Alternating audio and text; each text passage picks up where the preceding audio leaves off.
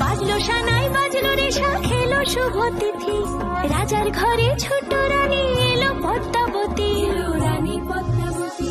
রাজার আরো 6টি রানীর ছিল না সন্তান, পদ্মাবতীর কোলালোতে মিলল সমাধান।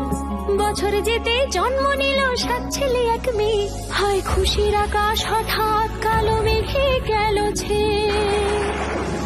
হিংসেতে যায় জ্বলে পুড়ে বাকি 6টি রানী, যুক্তি করে ঘটায় ওরা 7 কুমারের হানি।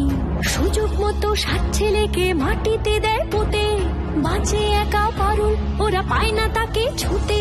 ধাইমা বাঁচায় সেই মেয়েকে বড় করে তোলে, 7 ভাইকে পায় যে পারুল 7টে চাপা ফুলে। এত কিছুর পরেও রাজার বিপদ যে কাটে না, সূর্য নগরে সুখের সূর্য আর ওঠে না। হিংসা বিবাদ বিচ্ছেদ আর প্রেমের কাহিনীতে